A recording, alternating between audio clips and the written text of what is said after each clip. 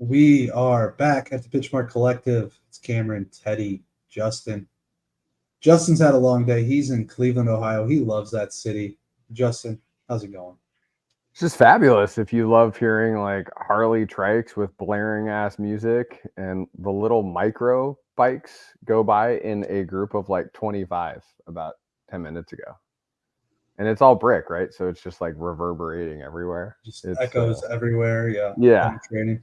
Mm-hmm. Yeah. It'll be interesting. I couldn't find really anything good to eat, so I went and got some like grocery store sushi. So we should see if I should feel like complete garbage tomorrow. So you're probably better off going to like an actual sushi restaurant in Cleveland, even though it's extremely landlocked. I didn't have much time. I was trying to go for a walk since I was on a plane like almost all day to get here. I mean, I left my house at I woke up at 3:15, left my house at like 3:45, and I got here at 3:30 in the afternoon. So it was just a long travel day. And then I had to go to a meeting that was like, I thought it was only 20 minutes away, and it turned out to be like 45. So then I drove all the way back to Cleveland. So there was some poor planning on my part. So and then you wanted to walk around the city of Cleveland? Well, I wanted to walk around and at least be outside and not sitting down before I sit down with you guys for the next hour or so. In Cleveland, though? Hey, that's a dog pound. That's not safe, dude. Yeah, apparently. I've never been to Cleveland. I'm not in a rush to go there. Teddy, have you been to Cleveland? No, and I probably never will. So. Hey, actually, so apparently I started reading this book, which is a course called America by Tom Coyne. And he was talking about like the no laying up guys. He started chatting with them about like their best states. And Ohio is like one of their top states for golf, period. Sure. Which I thought was interesting. Yeah. Yeah. Well, for PMC, I would say Ohio is going to be towards the bottom of that list. Yeah. It's funny because I almost planned a work trip around the same time as Justin so we could actually meet up and play golf in Ohio. So it's actually closer to the top than you think, Teddy. Yeah, no, I've heard Ohio actually does have good golf courses. When you bailed, I should have canceled my trip, and I didn't because then another a customer I was going to play golf with, they couldn't make it, and then there was an emergency staff meeting for my other customer that I was supposed to go play golf with tomorrow. So it's just straight meetings this time. Unfortunate. Teddy, how are you? You haven't been to Cleveland. You don't plan on going to Cleveland. I've been to Cleveland. Pretty good. Had a long weekend. Had a long day Saturday. And it was uneventful. I was very disappointed. After all that? Yeah. Yeah. We'll get into that in a little bit more detail, later on in the podcast. But it just sounded like an extremely disappointing time. Extremely. But I'm not currently in Cleveland, and so things are looking up. Could be worse. Mm-hmm. I'm in Cleveland tonight, Columbus tomorrow, and Cincinnati on Wednesday. Cincinnati isn't bad. Now I'm making you jealous. Yeah, Cincinnati isn't bad. I have been to Cincinnati. Okay. Yeah. All right. They call it Cincinnati. How can it be better or worse, like better than Cleveland? Who calls it that? People in Cleveland? I don't know that. Probably. I remember going there for work a long time ago, and everyone was like, "Oh yeah, it's Cincinnati for a reason." I was like, "Oh, okay." I didn't think it was that bad. Justin, but for our clients, so Justin and I work at the same company. They said our annual conference in Cincinnati a few years ago was one of the best that they've ever had. That's where everyone was telling me it was called Cincinnati. Well, probably because it was a work conference. Yeah. They rented out like the Reds Stadium. That was actually one of the coolest things because I had talked. You remember Rick, my old boss at that point, before I came to the company, and I had talked him into letting me have one of the passes to go take BP on the field. Nice. I was so pumped. It was so cool. Like I've never, Like, you know, when you go to a nice golf course and it's like, oh, this must be what Augusta feels like, right? Because it's like perfect. The greens look awesome. Well, like as close rough as you'll ever looks get. good, you know, stuff like that. It was like the same feeling of going out on the baseball field because the grass was just like perfect and green and like almost glistening, and then the dirt was so perfect. And they were like, "Hey, Mhm. go farther than this, but you guys are taking BP near the pitcher's mound." I was like, "Oh, okay, cool." So like they had their BP pitcher throw us each. I think we each got like 5 pitches.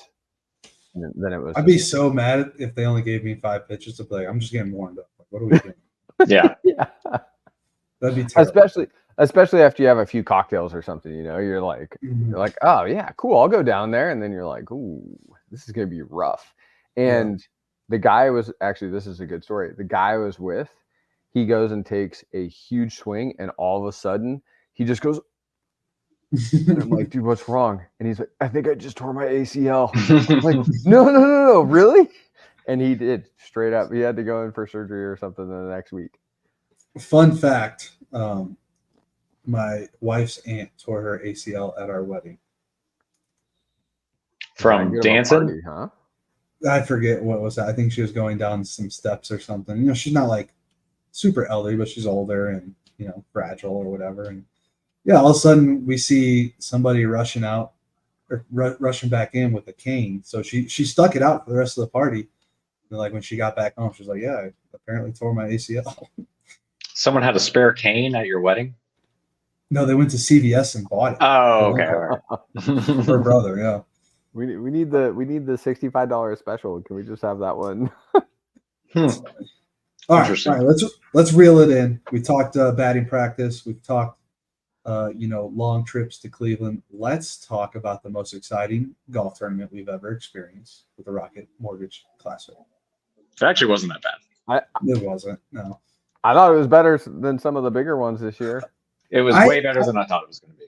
It was a great finish. I think that plays a lot into it. And then sure. I think overall is a good story, right? Of who was at the top, right? You had Clanton, the amateur from FSU, making a run on Saturday. He went low. I think he shot 7, 8 under on Saturday to put himself in contention. Didn't do much Sunday. I liked how the course seemed to be playing just totally different on Sunday than it was Thursday, Friday, Saturday. All because of, I think, a little bit more moisture and a little bit more wind, it seemed. Some of the guys were wearing like jackets. Like it didn't look super warm there. Like I mean, the weather definitely affected that golf tournament. You got to think too, like most of these guys live Arizona, Florida, warm weather states. So if it's under 85 degrees, they're probably wearing a jacket. But I mean, let's get right to it. Cam Davis came out on top. He won here in 2021, I think it was, 3 years ago. Played pretty well. I think it's been a long time coming for him, similar to probably like a Cam Young story, but Cam Young hasn't won. Teddy, give us your just roundabout thoughts on Cam Davis win, the finish, maybe Akshay, pulling a Cam 3-putting on 18.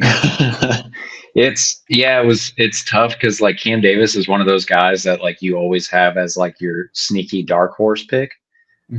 He hasn't really been playing that well as of late, but like he'll run a couple top 10s in some big events, and you got like the Masters or something coming up, and it's like, you know what? Let me throw $10 on Cam Davis. Yeah, that's 5 units. 5 units. Yeah, that's actually 35 units. You'd actually 35 units. I think Cam Young is a better bet than Cam Davis in all the tournaments you're talking about.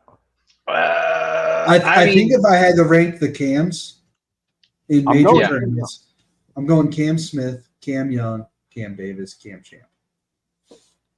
Yeah. In the majors. Now, if we're talking PGA Tour starts, like obviously Cam Smith's not going to be included in that, so you just take him out. It's going to be Cam Young, Cam Davis, Cam Champ. I'm a big fan of Cam Young. I hope he wins soon. It's tough.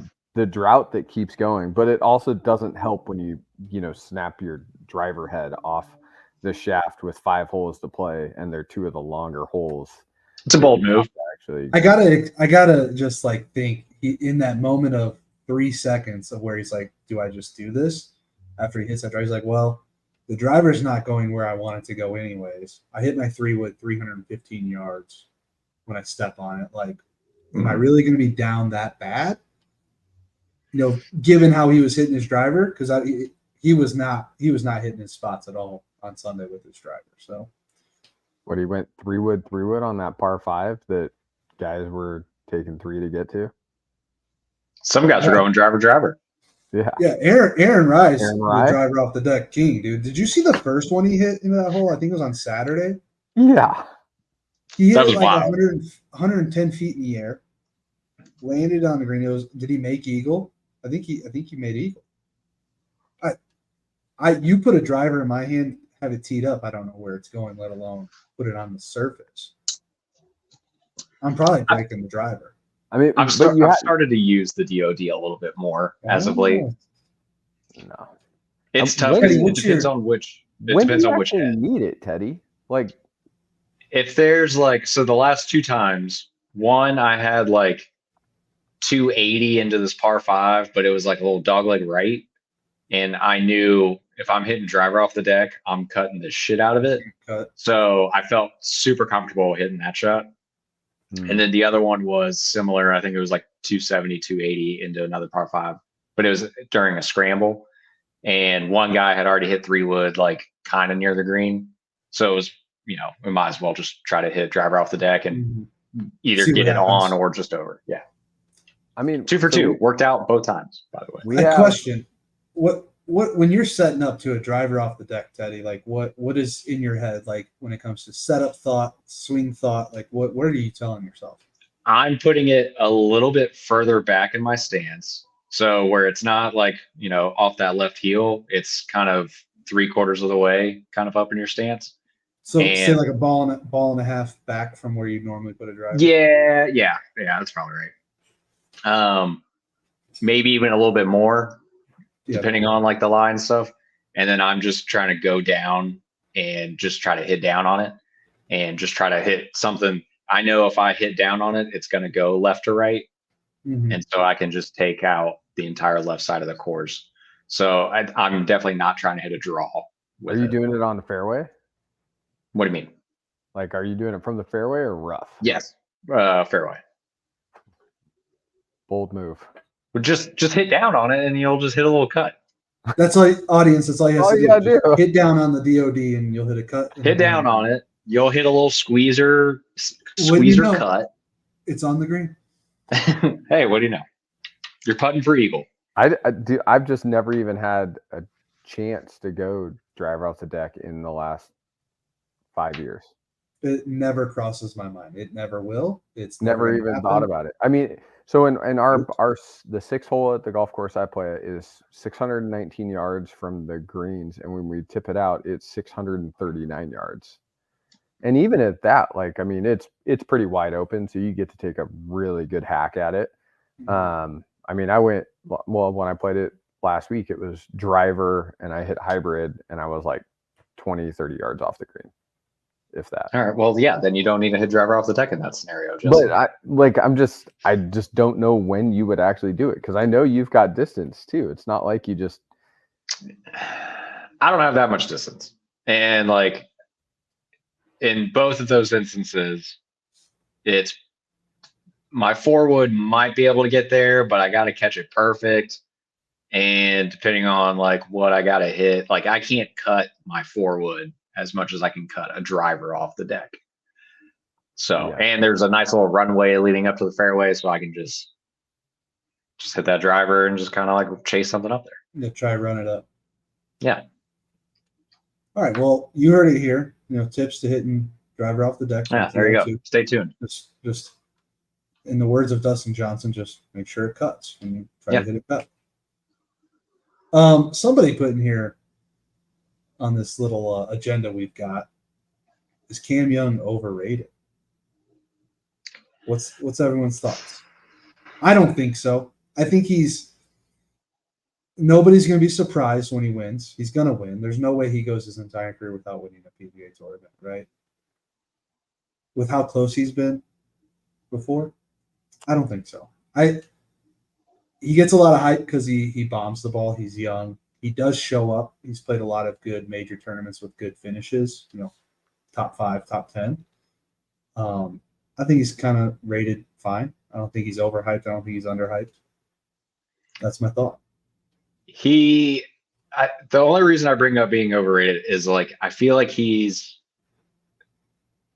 and it's tough to call him like a betting favorite whenever like Scotty's in the field or like Rory's in the field. But I feel like the way his odds work, like he's always like a top 5 betting favorite. Mm-hmm. He's got a bunch of runner-ups and like second top 5 finishes, but he's never won. Yeah, he's never won anything. So it's just kind of wild to me. I don't think it's necessarily just like a distance thing. I think it's just like he competes. He shot 59 last week. He did shoot 59. He was in contention this week. I saw something on X. It's like players who have earned the most money without ever winning on the PGA Tour, and he was already like 6th at like 16 million. Tommy Fleetwood being number 1 at like 30 million, whatever. Fair. And it put in my head, I'm like, oh, I mean, yeah, he's a competitor, but the guy's made $15-16 million in like 5 years playing golf. Like, I'm sure he's fine. Like, he wants to win, don't get me wrong, but like, it's gonna happen. There's no way it doesn't. Not with Cam Young. Tommy Fleetwood, I get, but I don't know. I just don't. I want to know how many players out there have shot 59 and not won a tournament. Like when they shot 59 in a tournament and then like have not ever been a winner. You know what I mean? Like, I mean, there's only 14, 15 guys. I think he was number 13, right? Cam Young to shoot 59 or better. Yeah. So it'd be interesting to look at that list and be like, oh, are there guys that have shot 59 in a tournament and still not won? Because that would be like Jim Furyk also shot 58 like 20 years into his career. Like a lot of those guys are seasoned, where Cam Young's still what they're going to call young and up and coming and blah blah blah. Yeah, I mean, he's got a ton of years ahead of him. He probably should have broken his putter instead of his driver with how those putts looked on Sunday. Him and Akshay down the stretch, like the last 6 holes, he looked like me out there putting. It was brutal. 1/3 my size, of course, and a little darker skin, but he just looked terrible with the putt. I might actually weigh more than Akshay, which is crazy. That putt on 18 that he missed for par was his first miss within 6 feet. All weekend. All week. Yeah. He made every putt. I think it was 5 feet that they were saying. Every putt within 5 feet, he had made 100% of them. That was his first putt that he missed.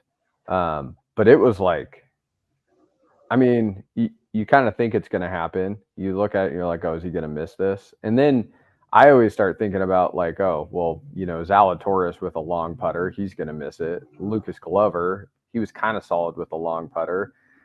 So maybe he's got some like yippies in there. I didn't think Akshay would actually miss that putt, but I think Akshay's first putt was worse than the second one, right? The putt to get him to 6 feet or however far it was. Like I was watching, I'm like, that is not good.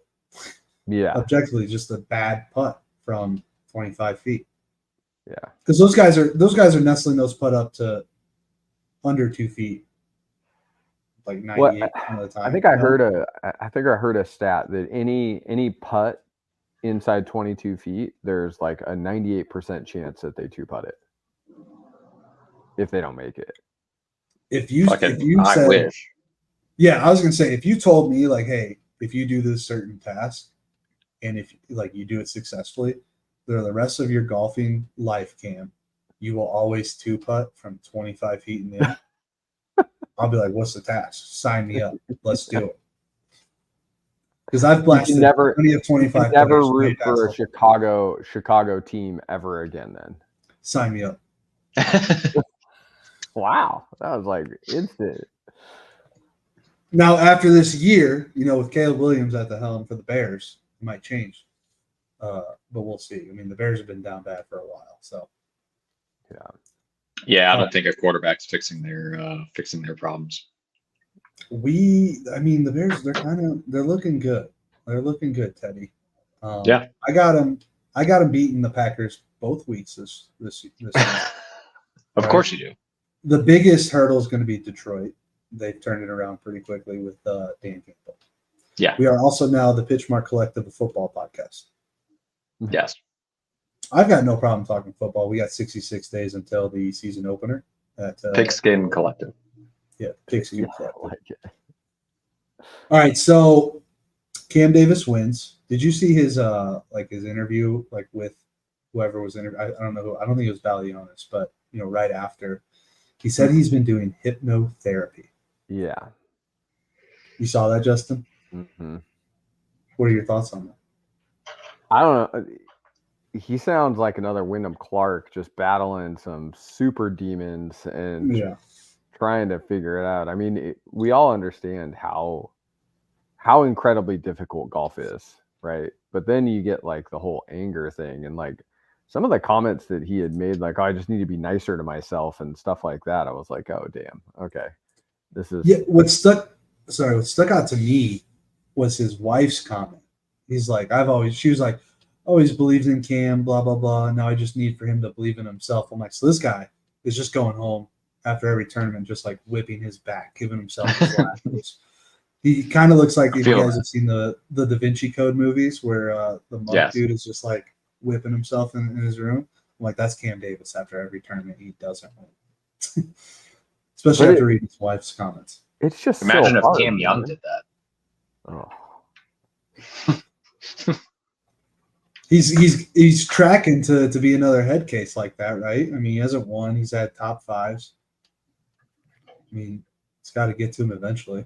Just win, Cam. That's all you got to do. It's probably already gotten to him already. Like, how many top fives has he had where he was this close? This isn't the Cam Young's first rodeo of like actually coming down the stretch and not being able to perform on the last 9 holes. Like, wasn't he around with Bryson at Wingfoot in 2020? And then also the Open with Cam Smith? Wasn't he in the final pairing? Yeah, I can't recall if it's like exactly those, but I just remember there was a stretch where it was like 3 or 4 majors straight where he was either in that final group or second to last group.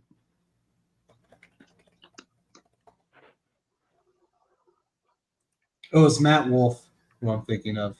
Oh yeah, Matt Wolff was the Bryson one you were talking about. Also another head case. He shot +5 in round 4. I didn't realize Bryson won that U.S. Open by 6 strokes. He was the only person under par.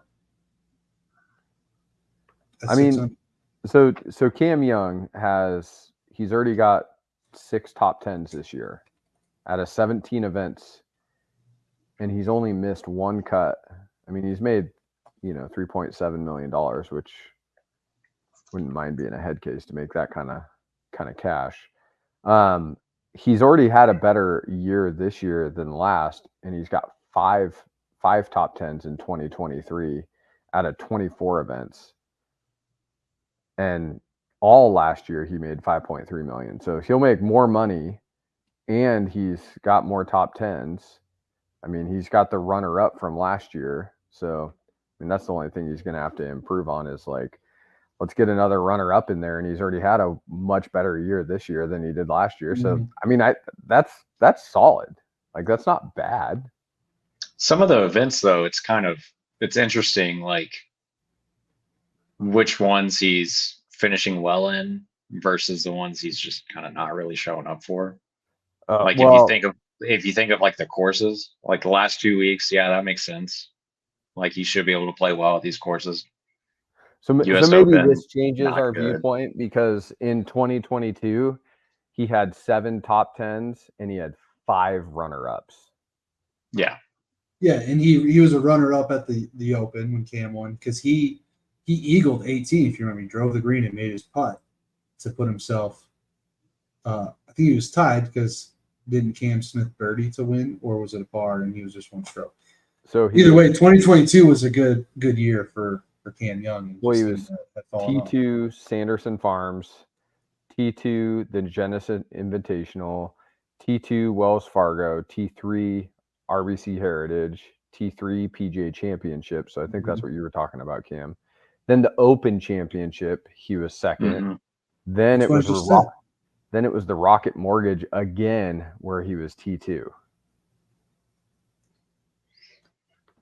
right, maybe he won't ever win. Maybe he'll be like He peaked in 2022 is kind of what I'm thinking. he was rookie of the year 2021, 22. 27 years old. He's got time. That tracks. Tons of time. Could he be another Max Homa? A journeyman who wins, later on. I'll say later on, right? Didn't Max win for the first time? What 5 years ago at this point? Did, around yeah. 29. Well, how old was Finau when he won? Somebody 30? At Tony. Big Tone, if you could just answer that question for us so we don't need to look it up. What was his first one? The Barracuda? Tony? Yeah. I don't fucking know. Think so. In my head, he still hasn't won an actual golf tournament. You know what's interesting? They talk about how long Cam Young hits the ball, and I just looked it up. For this year, he's only at 306 yards driving distance. Yeah, because he keeps breaking his driver. He's just hitting that 2-wood. But I mean, that puts him at 31st. Like, he's not even. He won the Rocket Mortgage Classic in 2022. Tony? Yeah. Didn't he go like Rocket Mortgage and John Deere? He won the Rocket Mortgage and then the Cadence Bank Houston Open. I mean, he's won the Northern Trust. He beat Cam Smith, was a runner-up. He won the 3M, which is the Rocket Mortgage, which Patrick Cantlake, Taylor Pendrith, and Cam Young were tied for second. All right, that's a decent field. And then he won the Mexico Open, who was second in 2023, John Rahm.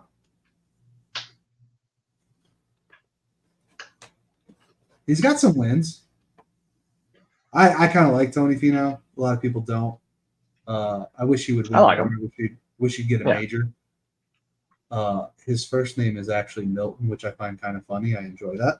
So, Milton the Mormon. Somebody at Milton. That's Milton. That's going on for a reel. Just for Teddy. Teddy's going to be not just butt famous, but his mouth will be famous. It's the same thing. Yeah.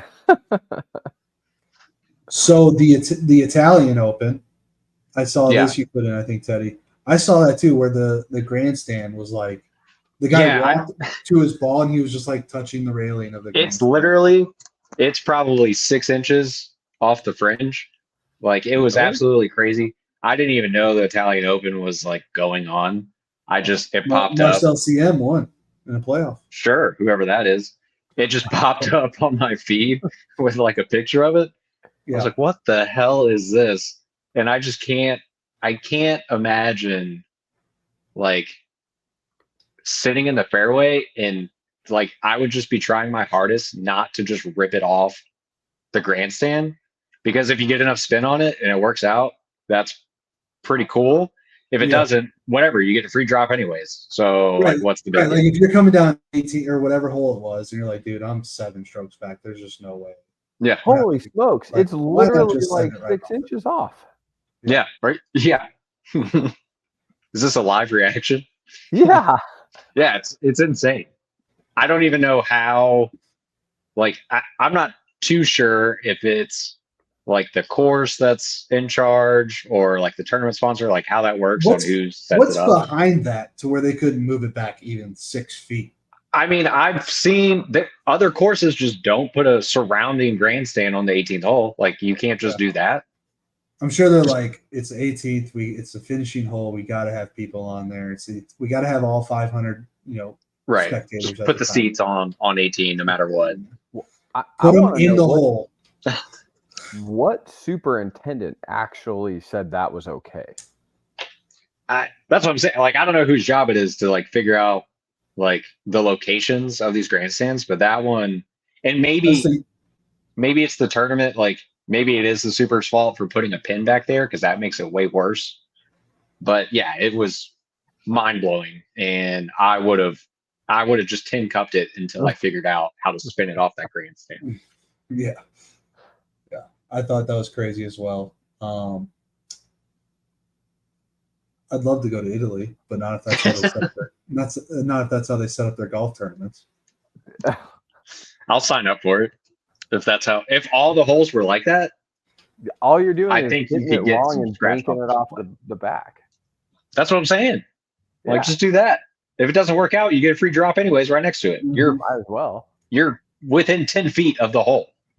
Honestly, I kind of want to go to like a course where they are either setting up or haven't tore it down yet, like from an Mhm. event, just so I can maybe try it. Like, if I'm like a million over par and my score doesn't matter, like typically, then it's like, let's try and bank this off this roof over here. Because why not aim for the roof off to the right of the green when you can't even aim for the green and hit it? We'll aim for the roof. Bank it off a Volkswagen that then goes through the piping of a TV tower and then off the roof of the grandstand, and you can live your full fantasy of Happy Gilmore and pulling off an incredible shot all in one. Yeah. I don't know if it's actually him who operates this X, formerly known as Twitter, account, but there's a Shooter McGavin account on Twitter. It's not him, but it's probably one of the best follows you can have. Really good follow, because I think he commented on it. He's like, Happy Gilmore, something. He's like, this is giving me flashbacks of 20 years ago. Yeah, amazing. Yeah, that's good. So, yeah, I mean, that's the Rocket Mortgage. Should we go over points real quick? Yes. Get an update there. I think it was a decent week for all. We were able to each come away with a point. Justin's able to build off of a positive week the week before. He's moving up. I think that's 3 weeks in a row, isn't it? Where he's gotten a point. For sure, too. I'm not going to scroll all the way back, but I'll take your word for it. So Justin was able to get a point. He called the cut correctly.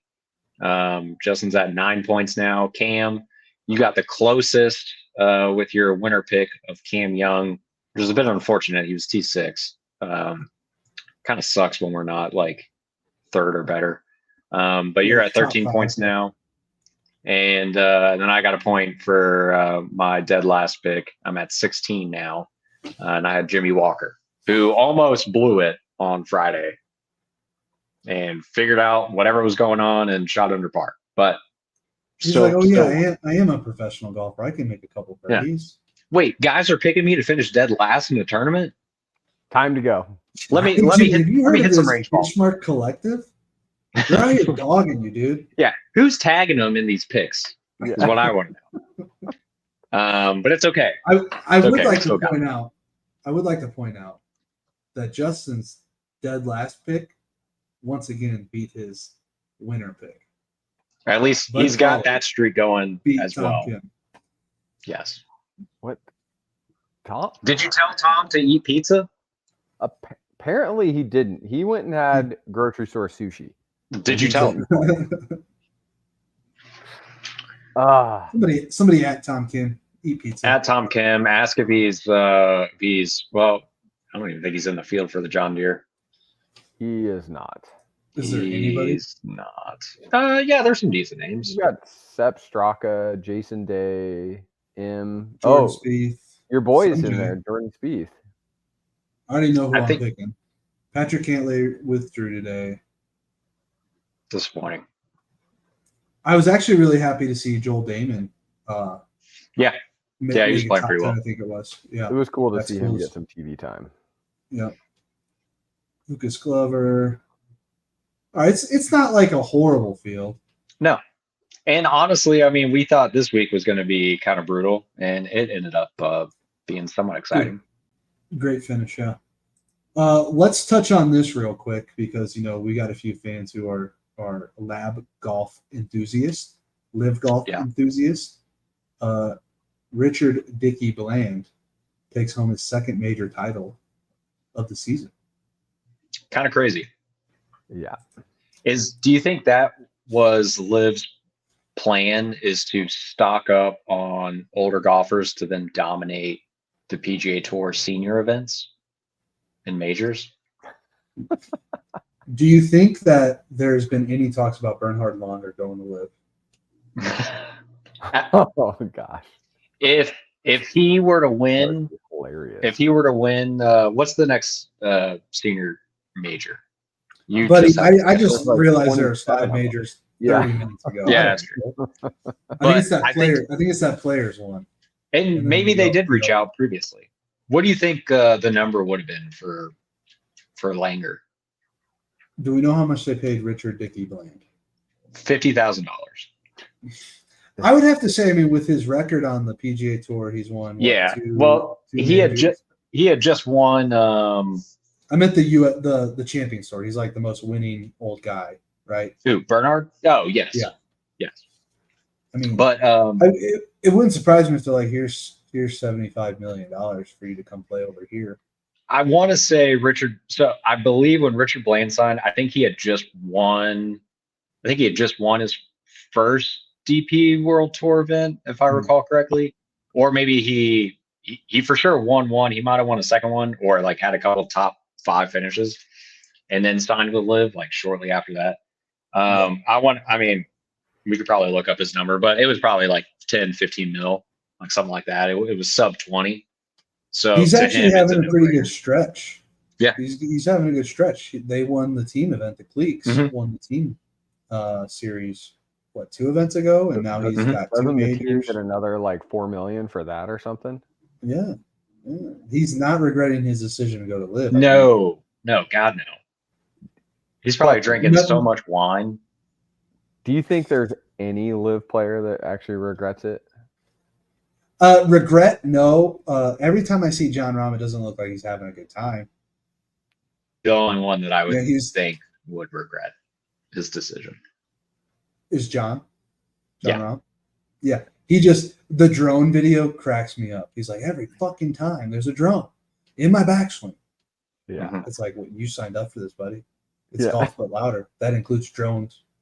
And these DJs, Speaking of, My Like foot when- hurts. how are they going to get it televised? Like they're going to, what is it? With You were Caffeine talking about it TV? early. Yeah, caffeine Coffee TV is TV? gone. Yeah, shout out to Caffeine TV who brought just millions of viewers from Live itself shut down. So I call BS on that claim. well, and I think like the most unfortunate thing, and we can probably talk about it now, but they were the closest we got to getting a title sponsor. And literally the day before we're supposed to sign the paperwork, they go out of business and shut down. So close. I was looking forward to wearing Caffeine TV hats personally. We had already ordered them. Jittery all the time. Can't get a refund. But Justin, you posed a good question because they always play that music, right? They're gonna have to get, copyright laws involved and all that stuff with the music. It's also just not great. Some parts of the course where you can hear it faintly, it's not so bad. But when it's like on the party hole that they designate the par 3, it can be like, all right, dude, like this is dumb. Like I'd rather just not hear this music. Well, the CW is like who's actually on cable television when you're looking at Live, and I mean maybe it's just we're so used to production that has done golf for such a long time that like we expect perfection, and it really is that hard, or maybe the equipment's different or something, because the CW is horrible. You can hear all the music just faintly enough, but then you can't hear Faraday all that well. It's like just the back and forth on it just gets really annoying in my opinion. My biggest complaint about the last one, there were some sort of animals. I'm assuming they were birds of some sort. They were just so loud, and that's all I could focus on coming out of my TV when I was watching Live. Like, this is terrible. Like, Do you think they're pumping like animal It noises might be like on Augusta. purpose? Yeah, it could be Augusta style where they're just making fake animal noises. Mm-hmm. But I don't see that playing out well for their viewership. Even my mom was like, "What the fuck is that sound?" I'm like, "I think it's coming through this TV because I've never heard it before." I think we're gonna have to call an exterminator. There's elephant noises from Live Nashville. It's like I don't even think that's remotely accurate. Lions roaring in the background. Yeah, it's like what is this? All right, so Dickie Bland, kind of on a heater. Yeah. representing Lab Golf. Shout out to Sam Hahn. Sam Hahn, if you're listening to this, we are looking at sponsorships. As Sam real Hunt, quick, respond to my fitting video, yes, please. yes, please do. Remember, listeners, we're the Pitchmark Collective on Instagram, YouTube, and Spotify. Give us a like, follow, and a subscribe if you could. Helps us tremendously. Let's move on. Okay, So we're gonna get away from pro golf talk. We're gonna transition to a few topics. And the first one, I saw something today. It was a picture of a guy we know. Teddy, how far do you think he was? 20 yards at most? Yeah. That's probably being generous. So we'll call it 20 yards to what looked to be the right of the green. He's 20 yards from the green on the right side with a little bunker kind of over off his right shoulder. He's also standing like 5 feet away from the ball when he's doing this. Yes. But he has his rangefinder out. He is getting distance from no more than 20 yards to the pin. So my question was, and to his credit, Trenton Gott, you hit a wonderful shot. You ended up 4 feet from the hole. I don't know if you made it. I didn't watch that far. I was like, I have to see him hit this because if he's going to take a rangefinder, you better hit a good shot. And he did. At what distance, feel-wise, are you like, I don't want to use a rangefinder? Do you use a rangefinder? I do. I'm typically like, if I have a feeling it's like 60 yards or less, I'm like, I don't want to get the rangefinder out because I don't want to overthink it. It's going to require a lot of feel. I'd rather focus on taking a couple good practice swings of what I think is the appropriate, swing. Mm-hmm. So I'm about 60 yards and in. How about you, Teddy? So pretty similar, maybe 50 to 60 yards. Usually it's mainly just to get like the exact number between like 50 and 60, like if it's 57 or 54. And then that will help me kind of dictate exactly which type of shot I can hit. But inside of that, I mean, you literally can see everything that's in front of you. If not, you can walk just a little bit up towards the green to get a better idea. And usually you're just trying to hit a spot at that point. So yeah, 50 to 60 yards. And even then it's not every time. It's just kind of like, I'm kind of between a couple shots. Let me just shoot it and see what number it is. Okay, I'm going to hit this shot. I don't know. Maybe I'm a little bit different because I'll use it a lot. 20 yards. But I'm using it for like depth perception stuff. Like I will shoot the beginning of the green and the pin just so I know how far I have. Just because I feel like I've screwed myself so many times where like, you hit that shot and you walk up there and you're like, damn it, there was a lot more green to work with up here than I thought. That's fine. This guy was 20, not even. I'm bringing it down. He was 15 yards away. I'm not doing that. He did not need depth perception help here. But like this weekend, I remember I'm like 30 yards. It was actually 32 yards off the green, and I brought my rangefinder, and my partner was looking at me. He's like, "Rangefinder?" And I'm like, "I just want to know how far away that bunker is." Because I had to fly a bunker and I wanted to know what the back of the green was because there's not a chance I'm putting it in the bunker. Like I am flying it far enough that it is getting over that. So yeah, I probably would have said I just sent you the picture, Justin, for reference. I probably do it way too often because I feel like my eyes suck. So I feel like I've just screwed it. But see, like that picture that you're showing right there, like I doubt I would do it, but I'm trying to give you But you can't with 100% certainty say that? No. Oh, that's so bad. No, but I mean I could see it to some extent. I mean, I've got a buddy who he's only played golf inside, so when he goes and plays golf outside, he's gonna range find everything, like he's just gonna shoot it all. Because based off that picture that I sent you and what sparked this conversation, I'm really looking for like one thing. It's like, well, how much room do I have between like the pin and the bunker? Which even like the bunker doesn't necessarily come into play unless you're planning like hit it out to the right of the green, which you may want to if you see some slope going down towards the pin. But I'm like, how much room do I have from the bunker, the lip of the bunker to the pin? And then how much do I have behind the pin? Because like most of the time you're somewhat short-sighted, like you're playing to go past the pin. Yep. I'm not, you can walk up 5 feet and get all that information rather than range finding. Totally. Yeah. Just when we play golf and you use a rangefinder from that distance, I'm going to throw your rangefinder into the pond. It's a little too close. I was trying to give him the benefit of the doubt. It was not a good one. So. He's also a character. That's all we can say. Trenton's a character, but he did hit a good shot, so I gotta give him his roses there. All right, Teddy, you had a little interesting Saturday. You're playing a new course. I will call it a renovated course. Yeah, Cabot Citrus Farms. Some of you may have looked it up or heard of it before, formerly Worldwoods. I was very excited. It was good as Worldwoods, right? You enjoyed it as a golf course. It was a very good layout. They had started to neglect it, which was unfortunate, but they just stopped putting money into it, would somewhat mow the fairways and tee boxes.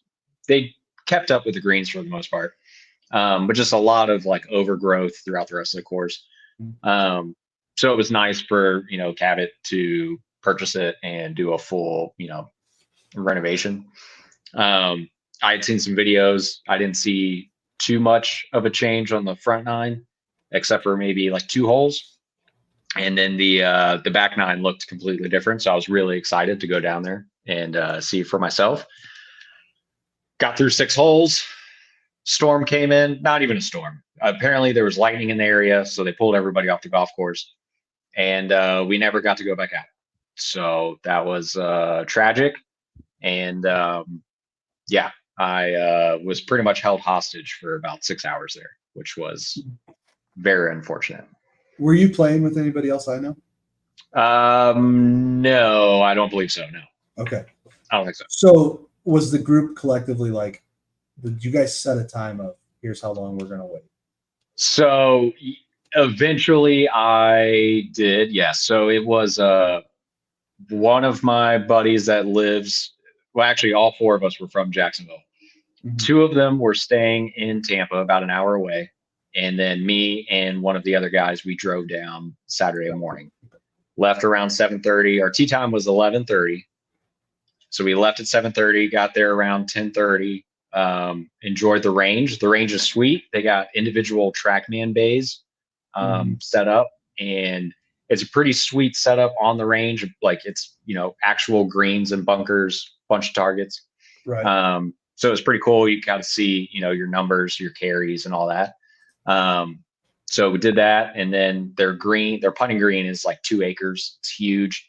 It's a legit putting course, which is a bunch of different slopes and everything. Enjoyed that. Get to the first tee, you get a cookie, which is a decent cookie. It was a sugar cookie with a hint of sign me up. A sugar cookie with a hint of citrus for Cabot Citrus Farms.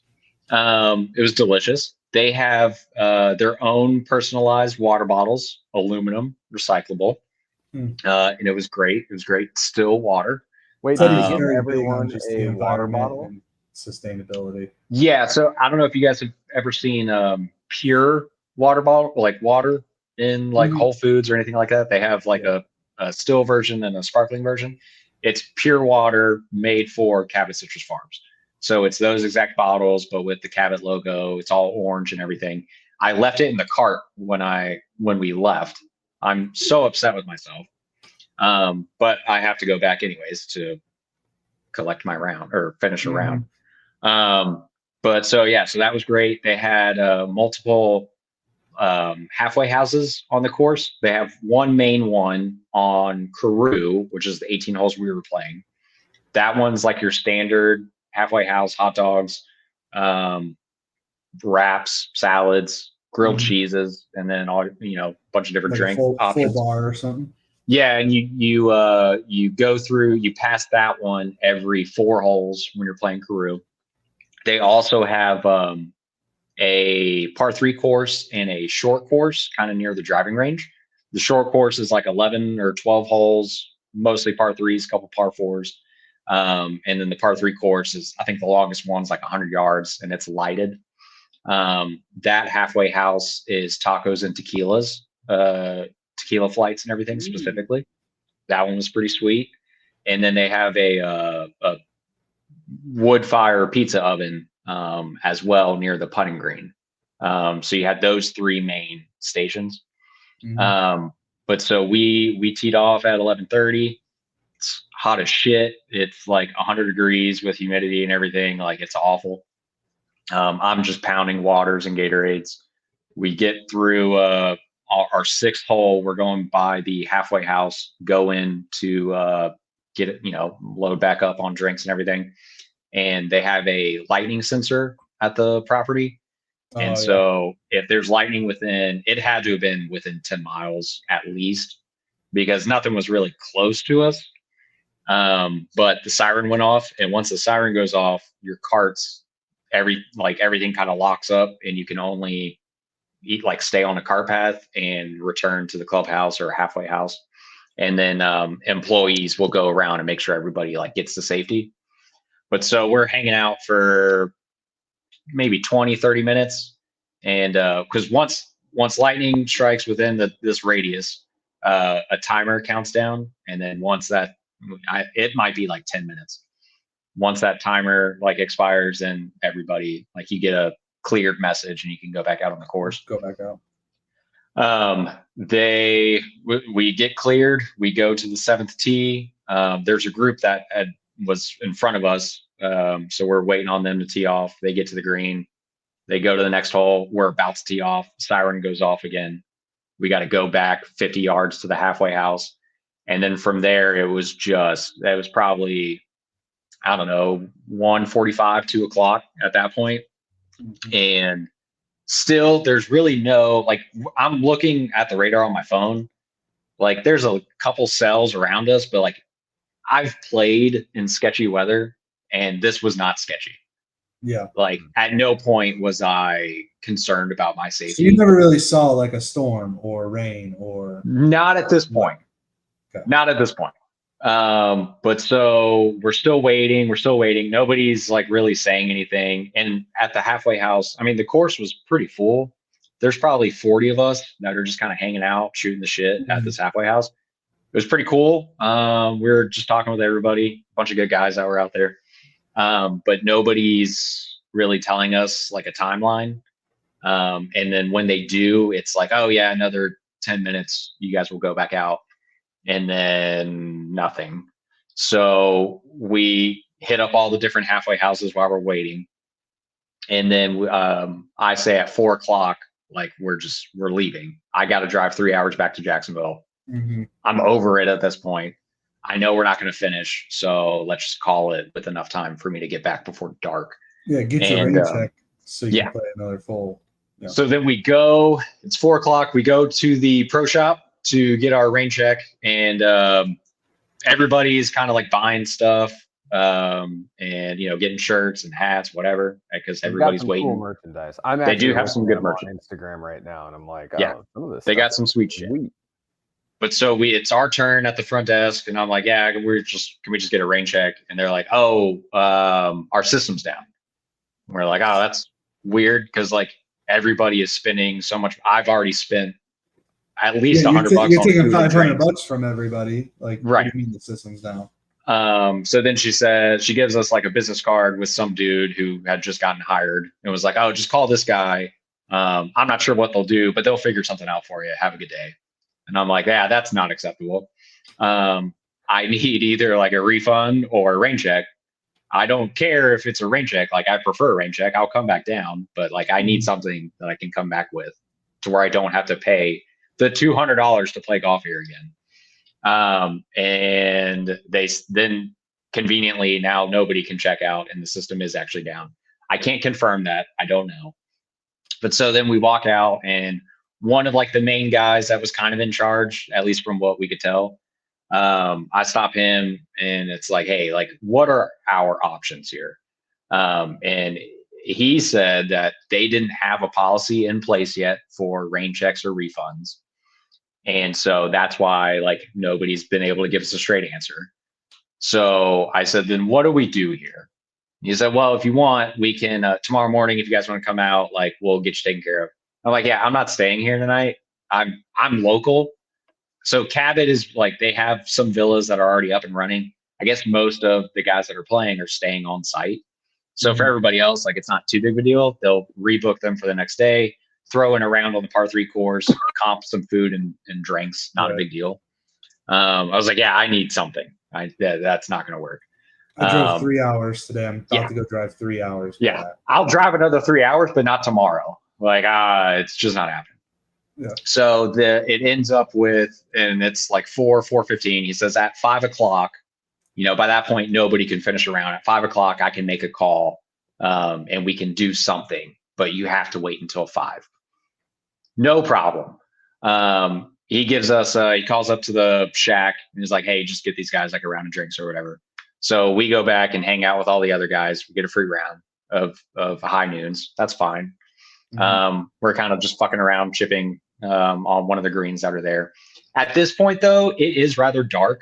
There is lightning. Like, it's noticeable. I would not like go and play golf at this point. 5 o'clock comes, guy comes up and gives us his personal contact info. And it's just like, hey, just shoot me like the name that the booking was under and the time. And I'll send you guys a schedule and you can rebook, and it'll be free, obviously. And that's your rain check. But we have to do it before September because, spoiler alert, the prices are going to double. So I got a text earlier. We're rebooked. We're going back out the first Sunday in August. So we will be back out there. So this is a dumb question. Is the halfway houses, you were paying for food in there? It wasn't free? Yes, it was not free. And that was something my buddy and I were talking on the way down. Because at some places that are kind of, it's that expensive to kind of set up that way, you do get something. Yeah, you get food at the halfway houses for free. Like a lot of country clubs will do some of that too. Where all the halfway houses I've ever been to at private clubs, which is not like a lot, I think it's like 4, I've had to pay for everything. I think there's a line, I think, depending on what the greens fee was. I think Cabot's not private. I shouldn't have said private, but anywhere with a halfway house I've been to. Yeah, I mean, when Southern Pines had a halfway house, most of the courses up there, you're paying for stuff. You know what I mean? Yeah. I mean, I think like $200 round, I can see like why you wouldn't. I would be fine if they bumped it up, and if I'm paying $350, but it's a nice course, and I'm getting, I can get up to 6 drinks or whatever. Yeah. And like a little lunch. Like lunch is included, right? It's like, that's fine, whatever. Well, that's what's been included, like at some of the nicer courses I've gone to, where it's like, oh yeah, you can have anything at the turn you want, or it's a hot dog station, or something like that. Hot dog and a beer or something, or but I will say their hot dog was fantastic. Perfectly steamed buns. And the hot dogs were just a little bit longer than the buns as well, but not like overly. And they had the smallest tongs I've ever seen, and one for each topping, as far as onions, coleslaw, sauerkraut, green onions. That was he's describing this, Cam, yet we've asked him so many times to like take pictures or videos. My man's cannot take pictures for the life of To be fair, I took pictures of the first 6 holes, and then when all of this started to happen, I was like, well, this doesn't matter. I'm coming back out anyways, so I'll just do it then. The tacos. So Tampa's like an hour away, you said? Yeah. This is in like Brooksville. Tampa's like an hour south of it. There's really nothing there. You could see some construction. They're putting in a parkway, like a toll road and everything to it. But the taco house was decent for golf course tacos. I will say, I don't know if you guys have ever had gazpacho, but they had the best gazpacho I've ever had in my life. Isn't that like cold, like soup, like vegetable soup, but it's all like just pureed? Theirs was shrimp gazpacho, and it was delicious. Okay. Delicious. On a hot summer day. Gazpacho, I'm sorry, but dude, I understand, but I had a sample of it and then I ordered it because I was like, this is amazing. But I got, some swag. I got a pair of the socks. I don't know if I sent you guys that picture or not, but the socks are legit. You sent us 0 pictures. Yeah, well, I was depressed, okay? Didn't get a single one. So Teddy had one heck of a day at Cabot Citrus Farms. Yes. I want to go out there. It looks sweet. How many courses are they supposed to have? So I saw the other 18. So they'll have 36 holes. Two full 18s. Two full 18s, par 3, and a short course. The other course that they were building, the greens looked pretty good. They were still pushing some dirt around. They said 8 months for that one to open. It'll probably a year, I think, just from what I saw. But that one looked totally different. That's more of like a lakes style. It had some water out on the course, and they kept most of the trees up. Whereas Carew, the one that I played, it's more linksy. It's just a lot of waste areas. It looks very similar to like almost, I'm going to get ridiculed for this, but like almost Pinehurst #2. A little bit, yeah. Like all the waste areas and the sand and stuff like that all over, and kind of. That's how most of those courses are in North Carolina. All the ones I've played. Yeah. Just like, I will say though, the main difference though, they took out a lot of trees, and so like it's definitely not a summer course. Like finding shade while you're waiting for your buddy to take 20 practice swings was brutal. You were playing in carts though, right? Or you were going? Yeah, and I felt bad because like pretty much if I wasn't hitting or like just already in the middle of a conversation with one of the guys, like I'm in the cart, like sitting in the shade or trying to find shade. Yeah. I'm like, I'm not, dude, you're putting for like triple and like none of this matters. I'm going to the cart. I'm going to find shade. And just leave the green early. I got you. Yeah. I mean, of the 6 holes we played, I did that 5 times. Yeah. Well, I want to get out there. Looks sweet. I know you guys, you've probably played it, before Cabot a few times.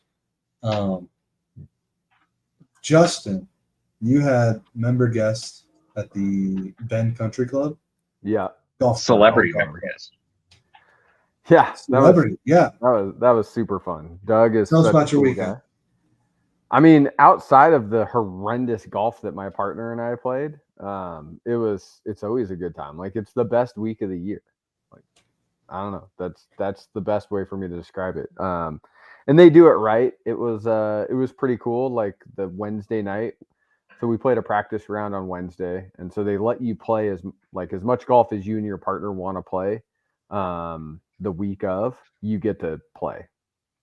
So like we played on Monday, we skipped Tuesday, and then Wednesday we played. Wednesday we got done. Everyone is out there with their partners. And so it's just like, bullshitting with everyone. And then they do hors d'oeuvres, drinks, and the Calcutta.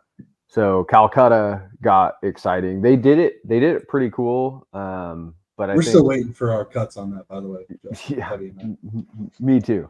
But the Calcutta for 72 teams got up to like 70. I heard one number was 72, and then I heard one number was 78. So, we were kind of talking about it before. What they were doing for payout is it was 7% went to the winner of each flight. So there's 12 flights. So 7% of the 78K goes to that. And then first, second, third, and fourth of the horse race get payout of I think it was like 765, something like that. And then percent or 1,000%. And then I think it was second and third place in each flight it went down from like 7 to like 4 and 3 or something like that.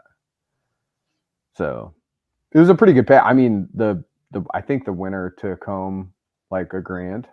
So it was like 10-5 or 11, something like that for the winner of it. But it was, dude, the course is just so much fun. It's tight. It's got a lot of trees into it. It's not overly long. It's only 6,800 yards from the blacks. But the greens on 13, they were rolling. Like he got them up to like a 12.5. And it wasn't crazy when it was actually putting. It was crazy when you'd hit a wedge shot in that didn't have enough spin. And it would just bounce off everywhere, or it would go and just keep rolling and go like 20 feet off the back. But Friday we were actually in it. We were in second place in the points for our flights. But I mean, we were playing flight 1, and all of these guys, like, I was the worst golfer there. My handicap was the worst. And so these guys were playing some real golf. Like, you couldn't just stick around and like all of a sudden miss something. So after day 1, we were in the lead. Then after they do 2 9-hole matches. After that, we went and had a par 3 contest where they set it up and that's the video I posted, Teddy. They did 6 holes for the par 3, which we just got annihilated on, and I should have known that was like the beginning of our end when we couldn't even make a par on the par 3 contest. So the next day we go out and like we just got throttled. Problem was Dame, one of the guys there, he gave me 2 shots of tequila, and I just kind of kept it going. And I thought I was going to be all right.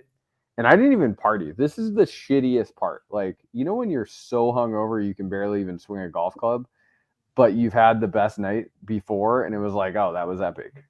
Yeah. I went home, ate pizza with my neighbor and his like our families had like pizza night. And I had 2 like vodka lemonades, and I woke up feeling so horrible the next day. I was like, what in the hell just happened? Like, to the point where I thought I was about to throw up after my first driver swing. I was like, oh my gosh, this is not going well. So that was just miserable. And I know everyone's there to have fun, but geez Louise, I can't believe I got to that point. And it wasn't even in the cards. Like, it wasn't like, oh yeah, we went out and partied. This was awesome. It was like, I ate pizza at my neighbor's. Like, what the hell? I shouldn't feel this. 2 vodka lemonades. Yeah, yeah, exactly. So I don't know. You're over 40 now, Justin. You can't be drinking like this anymore, dude. I know. I was probably just like dehydrated and all the above, and then I feel like that's good. Didn't drink nearly enough water. Probably could have threw a Gatorade or something in there. Yeah, and it just So we got throttled day 3. It same thing just happened. We couldn't do anything. Like, one of the guys in our 9-hole match, he birdied 4 holes, and the other guy birdied 2. So it was like, you can't do it. Yeah, just ran into this buzzsaw. Awesome. And then we got to play they did a Stableford for the last one, and we thought we were gonna do pretty good. I mean, I birdied the first hole, went par, which I stroked on, so I got another birdie, and then we went par, which I stroked on, so I got that birdie, and then we both birdied like the hardest hole on the course, and within the 4 holes we had like 12 points. We're like, hell yeah, we're gonna make a run. And then we both went bogey on the next 2 holes, and I'm like, you suck. Like, gosh, just ruined it. Yeah. So that was just how the week went. I don't know, man. I've like playing in member guests. Well, this is the only one I've ever played in for the last 3 years, but playing in a member guest for whatever reason is harder to me than playing in like a qualifier of some sort. Why do you think that is? Maybe it's just like the pressure of like you and your buddy want to win this so bad because it's like just everyone you know is there. I don't know. I don't get it. I want to play. Well, and also like the money involved, maybe it's a little bit different. Probably, yeah. I mean, it'd be nice to walk away with the 10 grand. But we then afterwards they do the horse race. The horse race is, huge.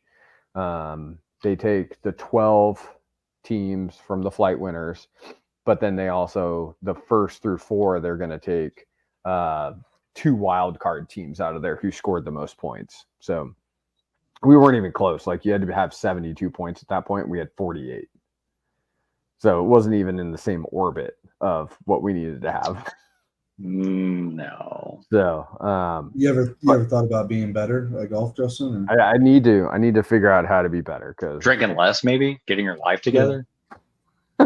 No more vodka lemonades out of empty milk jugs. What do you think it is, Justin, for next year? Do you think it's maybe start drinking like a few months beforehand to kind of build up that tolerance, or drinking while golfing more beforehand? Probably. I don't drink at all when I golf. That's part of the problem I think that happened, is that all of a sudden it was, hey, we've got a bottle of Crown for breakfast. Well, I'll have a drink, and then it was like there was beer at every turn, which I was like, oh, this is pretty light beer, but it's beer, so just Half hydrating. For the listeners, if you're ever in a match against Justin Lair, just start feeding them booze. Yeah, peer pressure gets to them.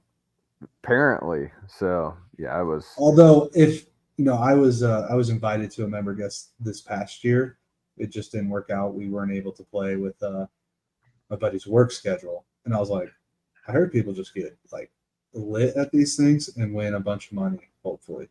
And I'm like, we're not going to win. I knew that. It's like, what if we sneak in and do something? Because like we're both like, I feel like we could have ham and egged it pretty well. I was really looking forward to it. I'd love to play in a member guest soon. What was the gift, Justin, for the member guest? Because usually they'll do like a pair of shoes or something. What was? Yeah, so this one was kind of weird. They did one of those Jones like tote bags, like the little tea bag sort of deal. The carry-on where you put like all your shave kit and stuff like that in there. Gotcha. Kind of because last year they did these really cool like Pendleton by Seamus like valuable pouches, which I thought was awesome, and you got a towel.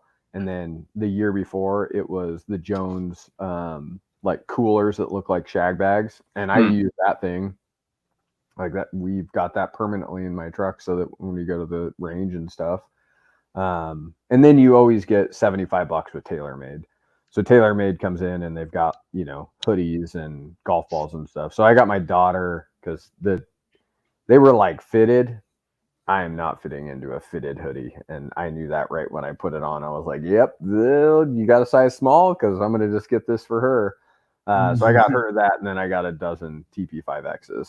So, I mean, it was cool. They do a pretty good job with like the food.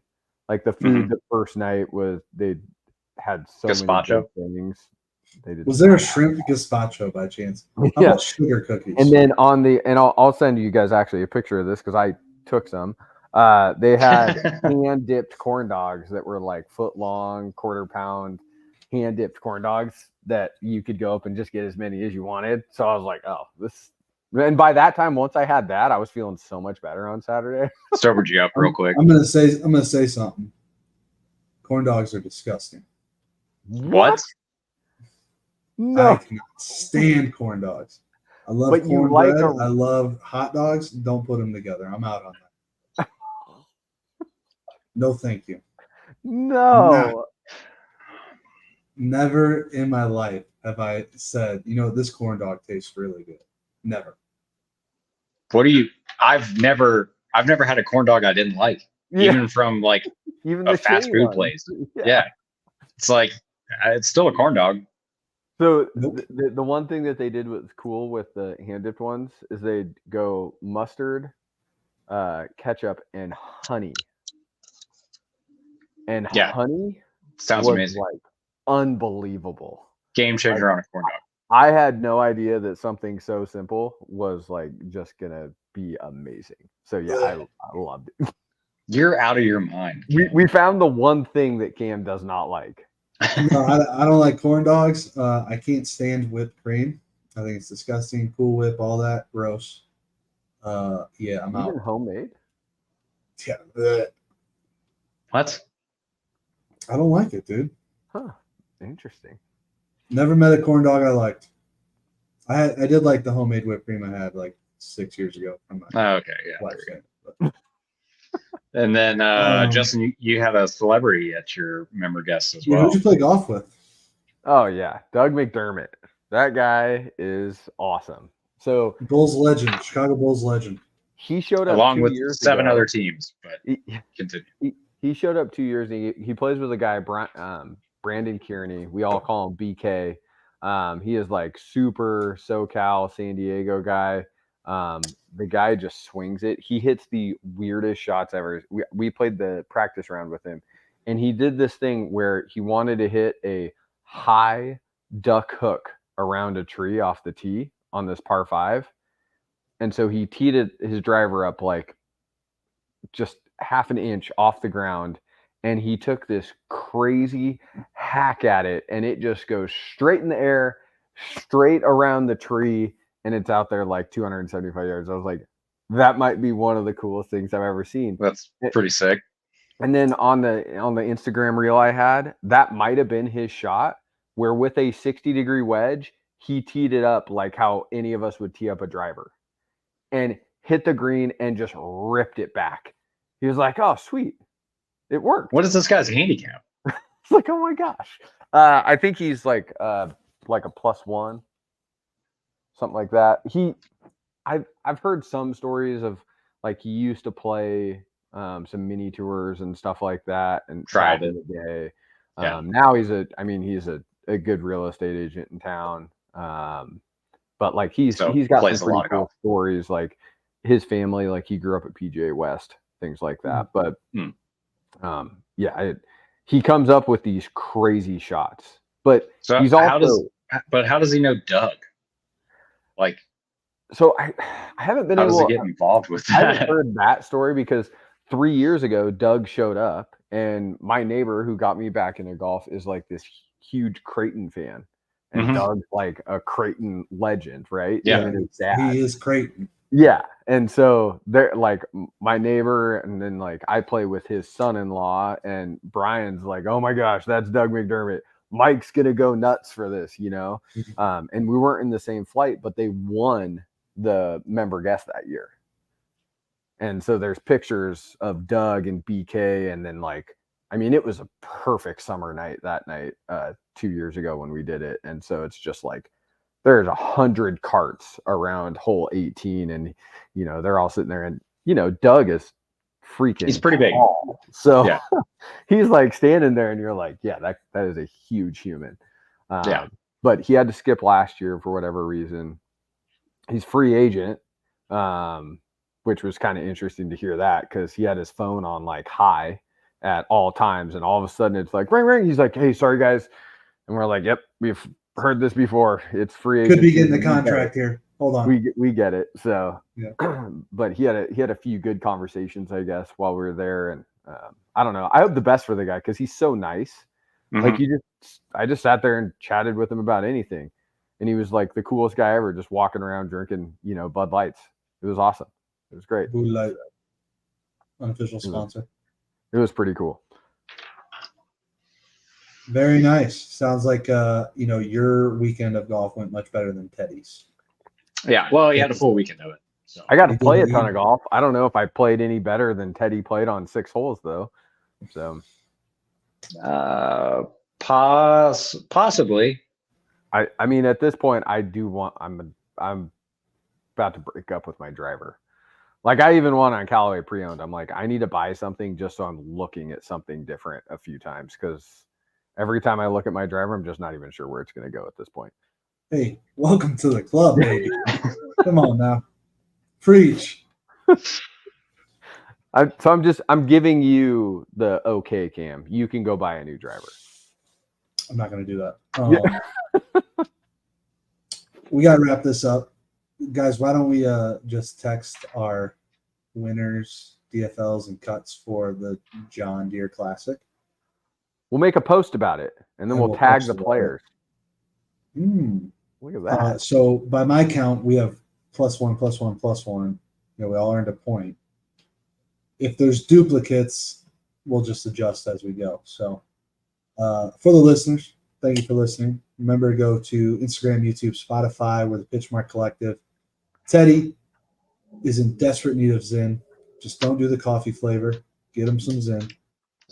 I'll take smooth, chill, or a spearmint. Spearmint preferred, and then either smooth or chill after. I don't really care. No spearmint. Send me the spearmint, please. If you send him Zyn, you might get like some PMC merch when we make it. Or a picture of my butt. One or the other. Maybe both. Possibly. They're just as valuable. All right. Gentlemen, as always, a pleasure. with that being said, we will talk to y'all later.